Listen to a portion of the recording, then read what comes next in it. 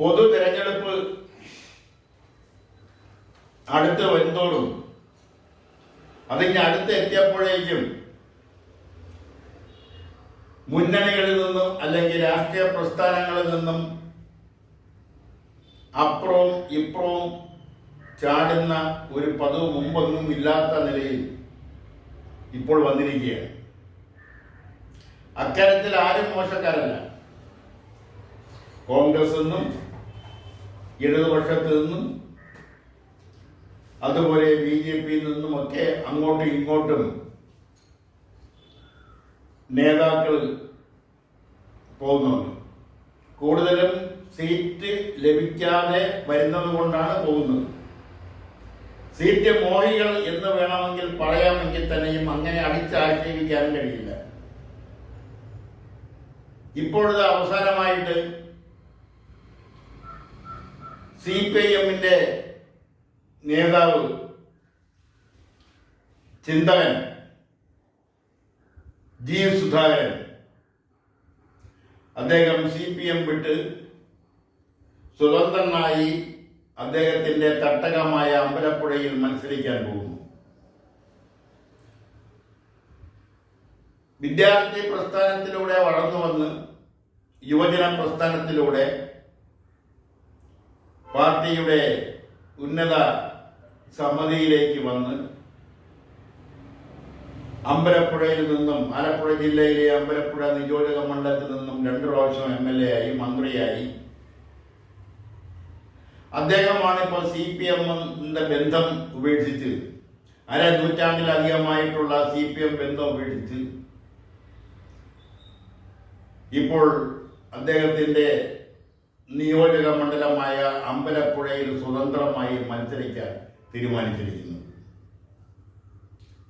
പിന്തുണയുമായി കോൺഗ്രസ്, ഐക്യ ജനാധിപത്യ മുന്നണി അദ്ദേഹത്തെ സമീപിച്ചിരിക്കുന്നു. അതുപോലെ തന്നെ പാലക്കാട് നിന്നും ശശി, കൊട്ടാരക്കലിൽ നിന്നും ഐഷ പോറ്റി, അങ്ങനെ പലരും ഒക്കെ തന്നെ കളം മാറി തെരഞ്ഞെടുപ്പുമായി ബന്ധപ്പെട്ട് അപ്പുറവും ഇപ്പുറവും ഒക്കെ മാറിച്ചവിട്ടിട്ടുണ്ട്. CPMനെ സംബന്ധിച്ചിടത്തോളം മറ്റ് പാർട്ടികളിൽ നിന്ന് വ്യത്യസ്തമായി ആ പാർട്ടി ഒരു കേഡർ പാർട്ടിയാണ്. ആ കേഡർ പാർട്ടിയിൽ നിന്ന് ഒരാൾ പുറത്തു പോവുക എന്ന് പറയുന്നത് അതത്ര സുഖകരമായ കാര്യമല്ല. കമ്മ്യൂണിസ്റ്റ് പാർട്ടി പിറന്നിട്ടുണ്ട്. അത് 1964 ഇന്ത്യൻ കമ്മ്യൂണിസ്റ്റ് പാർട്ടിയുടെ പിളർപ്പ്.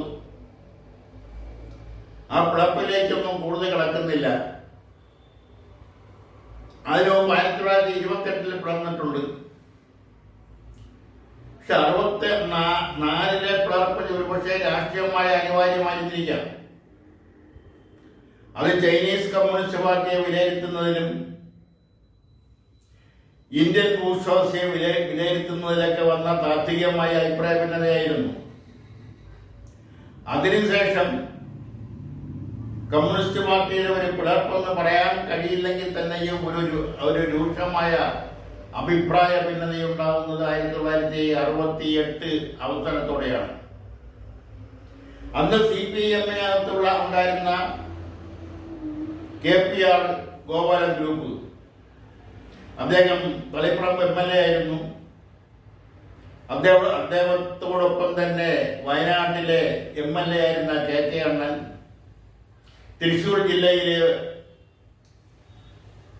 ഒലൂരിലെ MLA ആയിരുന്ന AV ആര്യൻ, കൊല്ലം ജില്ലയിലെ കുണ്ടറ MLA ആയിരുന്ന സുകുമാരൻ, തിരുവനന്തപുരം ജില്ലയിലെ ആറ്റിങ്ങൽ MLA ആയിരുന്ന കോസ്ര രാമദാസ് തുടങ്ങിയ 5 MLAമാർ നിയമസഭാ സാമാജികർ അവരുടെ നിയമസഭാ സാമാജിക അംഗത്വം രാജിവെച്ചുകൊണ്ടാണ് അവർ നക്സലൈറ്റ് പ്രസ്ഥാനത്തിലേക്ക്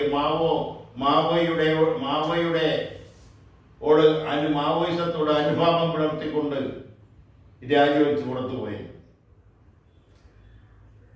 അവർക്കെന്നാൽ ഒരുമിച്ച് നിന്ന് മുന്നോട്ട് പോകുന്നതിന് കഴിയാത്ത രാഷ്ട്രീയ സാഹചര്യം പിന്നീട് സംജാതമായി.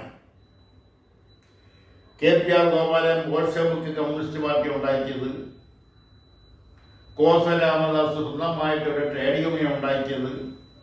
പക്ഷെ അവർക്കെല്ലാം രാഷ്ട്രീയത്തിൽ കൂടുതൽ നാൾ പിടിച്ചു നിൽക്കാൻ കഴിഞ്ഞില്ല. KPR ഗോപാലനാവട്ടെ അവസാനം MER ഉണ്ടാക്കിയ CMPയുമായിട്ട് സഹകരിച്ച് പോകേണ്ടി വന്നു.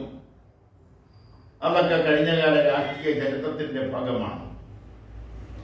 CPM വന്ന് പിന്നെ പുറത്തുപോയ ME രാഘവൻ, ME രാഘവനോടൊപ്പം ഏകദേശം 5 MLA-മാരുണ്ടായിരുന്നു. CK ചക്രപാണി, CP മൂസാംകുട്ടി, C വാസുദേവ മേനോൻ തുടങ്ങിയ MLA-മാര്, ചില മുൻ MLA-മാര്, അന്നത്തെ ഇടതുപക്ഷ ജനാധിപത്യ മുന്നണിയുടെ കൺവീനറായിരുന്ന കുഞ്ഞിക്കണ്ണൻ തുടങ്ങിയവർ എല്ലാം MER-നോടൊപ്പം, KP കുഞ്ഞിക്കണ്ണൻ ഒരു പരിധിവരെ MER-നൊപ്പം ഉണ്ടായിരുന്നു. ആദ്യകാലങ്ങളിൽ MER-നൊപ്പം MV ജോമാറും സുശീല ഗോപാലനും അടക്കമുള്ളവർ ഒരു പരിധിവരെ ഉണ്ടായിരുന്നു. എന്നാൽ ME രാഘവന് പിടിച്ചു നിൽക്കാൻ കഴിഞ്ഞില്ല. അദ്ദേഹം കോൺഗ്രസുമായി സഹകരിച്ചത് കൊണ്ടാണ് അദ്ദേഹത്തിന് വീണ്ടും നിയമസഭയിൽ എത്താൻ കഴിഞ്ഞത്. പിന്നീട് അദ്ദേഹം ഉണ്ടാക്കിയ പാർട്ടിക്കും പിടിച്ചു നിൽക്കാനായില്ല. ഗൗരിയമ്മയ്ക്കും ഏറെക്കാലം പിടിച്ചു നിൽക്കാനായില്ല. അതാണ് CPM വിട്ടുപോകുന്നവരുടെ രാഷ്ട്രീയ ചരിത്രം. ഇപ്പോൾ G. സുധാകരൻ CPM വിട്ട് പ്രത്യേക പാർട്ടിയൊന്നും അദ്ദേഹം ഉണ്ടാക്കിയിട്ടില്ല. പക്ഷെ അദ്ദേഹത്തിന്റെ മണ്ഡലമായ അമ്പലപ്പുഴ നിയോജകമണ്ഡലത്തിൽ മത്സരിക്കാൻ തീരുമാനിച്ചിരിക്കുന്നു. അദ്ദേഹം വിദ്യാർത്ഥി പ്രസ്ഥാനത്തിനും അദ്ദേഹം SFIയുടെ സംസ്ഥാന പ്രസിഡന്റും കോടിയേരി ബാലകൃഷ്ണൻ സംസ്ഥാന സെക്രട്ടറിയുമായിരുന്ന SFIയുടെ സംസ്ഥാന സമിതിയിൽ പ്രവർത്തിച്ച ഒരാളാണ് ഈ ലേഖകൻ. അന്ന് ആ കമ്മിറ്റിയിൽ MA ബേബിയും AK ബാലനും തോമസ് ഐസക്കും സുരേഷ് കുറുപ്പും ഒക്കെ ഉണ്ടായിരുന്നു. പക്ഷെ സുധാകരന് വെളിപ്പെടുത്തിയ ഒരു കാര്യമുണ്ട്, ഞാൻ പാർട്ടിക്കെതിരെ ഒന്നും സംസാരിക്കില്ല, പാർട്ടി തിരിച്ചു പറഞ്ഞതും സുധാകരനെതിരെ ഒന്നും പറയില്ല എന്നാണ്. അപ്പൊ ആ ഒരു ബഹുമാനം, ആദരവ് അങ്ങോട്ടും ഇങ്ങോട്ടും വെച്ച് പുലർത്തത്തക്ക നിലയിൽ ആ സൗഹാർദ്ദം, ആ ബന്ധം നിലനിൽക്കുന്നു എന്നുള്ളതാണ് വസ്തുത. എന്തായാലും അതാരായാലും, അത് ഏത് രാഷ്ട്രീയ പ്രസ്ഥാനത്തിലുള്ളവരായാലും, ഒരു രാഷ്ട്രീയ പ്രസ്ഥാനത്തോട് ചേർന്ന് നിൽക്കുമ്പോൾ മാത്രമേ അവരുടെ വലിപ്പം ഉണ്ടാവുന്നുള്ളൂ. ആ രാഷ്ട്രീയ പ്രസ്ഥാനം വിട്ടുപോകുമ്പോൾ ആ വലിപ്പം ചെറുതാവുകയും അത് ചെറുതായി അവസാനം ഇല്ലാതാവുകയും ചെയ്യുന്ന ഒരു രാഷ്ട്രീയ ചരിത്രമാണ് പ്രത്യേകിച്ചും കേരളത്തിലുള്ളത്. തിരിച്ച് പലർക്കും അടിസ്ഥാനപരമായ തന്റെ ആദ്യ പാർട്ടിയിലേക്ക് തിരിച്ചു വരേണ്ടി വന്നിട്ടുണ്ട്.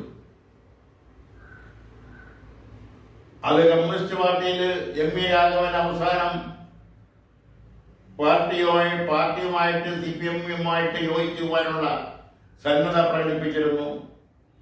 അദ്ദേഹത്തിന്റെ മരണശേഷം അദ്ദേഹം രൂപീകരിച്ച CMPയുടെ സെക്രട്ടറി MK കണ്ണന്റെ നേതൃത്വത്തിൽ ഒരു വലിയ വിഭാഗം CPM-ൽ തിരിച്ചുപോയി. അതുപോലെ പലരും അതാത് പാടില്ല. കോൺഗ്രസിൽ നിന്നും വേർപിടിഞ്ഞ K. കരുണാകരൻ DIC ഉണ്ടാക്കി, ഡെമോക്രാറ്റിക് ഇന്ദിരാ കോൺഗ്രസ് ഉണ്ടാക്കിയ K. കരുണാകരൻ അവസരം ആ K. കരുണാകരനെ കോൺഗ്രസിൽ തിരിച്ചു പോകേണ്ടി വന്നു. അവസരം വീണ്ടും DIS-യുമായിട്ട് മുന്നോട്ട് പോയ K. മുരളീധരന് ഒരു സാധാ മെമ്പർഷിപ്പിന് വേണ്ടി KPCC RPCയുടെ പടിവാതിൽ ചെന്ന് നിൽക്കേണ്ടി വന്ന രാഷ്ട്രീയപരമായ ഗതികേട്, അതൊന്നും എല്ലാവർക്കും തുറന്നുള്ള കാര്യങ്ങൾ എല്ലാവർക്കും അറിയാവുന്ന കാര്യങ്ങളാണ്. അങ്ങനെ പല പാർട്ടികളിലും പല കാലഘട്ടങ്ങളിലും വിട്ടുപോയി പ്രത്യേക പാർട്ടി ഉണ്ടാക്കിയവരും ഉണ്ടാക്കാത്തവരും എല്ലാം തന്നെയും തിരിച്ച് അതേ പാർട്ടിയിലേക്ക്, പഴയ പാർട്ടിയിലേക്ക് തിരിച്ചു വന്നിട്ടുള്ള ചരിത്രമാണ് കേരള രാഷ്ട്രീയത്തിലുള്ളത്. അത് കെ പി ഉണ്ണികൃഷ്ണൻ അന്തരിച്ച കെ പി ഉണ്ണികൃഷ്ണന്റെ കാര്യത്തിലായാലും അതുപോലെ തന്നെ RSPയുടെ ചില നേതാക്കന്മാരുടെ കാര്യത്തിലായാലും ഒക്കെ അതാണ് കേരള രാഷ്ട്രീയ വിദ്യാർത്ഥികൾക്ക് നൽകുന്ന പാഠം. എന്തായാലും ജി സുധാകരന്റെ CPM-ഉമായിട്ടുള്ള വിടപറച്ചിൽ അത് CPM-നെ സംസ്ഥാന വ്യാപകമായി CPM-നെ അത് ബാധിക്കാൻ സാധ്യതയില്ല. അത് അമ്പലപ്പുഴയിലും കുട്ടനാടും ഒക്കെ ചെറിയ ചെറിയ ചലനങ്ങൾ സൃഷ്ടിച്ചുകൂടായില്ല. അതിനപ്പുറം അതിന് പ്രസക്തി ഉണ്ടെന്ന് തോന്നുന്നില്ല.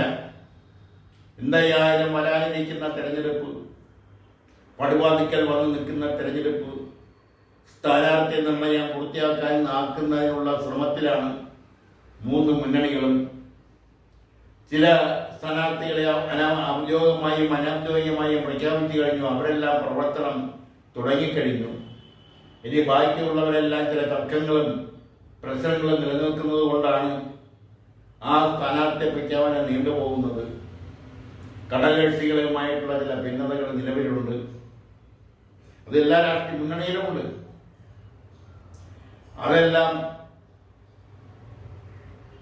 ഈ അടുത്ത ആഴ്ച തന്നെ പരിഹരിച്ച് സ്ഥാനാർത്ഥികളെ ഔദ്യോഗികമായി പ്രഖ്യാപിച്ചേ മതിയാവും. അടുത്ത ആഴ്ച തെരഞ്ഞെടുപ്പ് വിജ്ഞാപനം വരാൻ പോകുന്നു.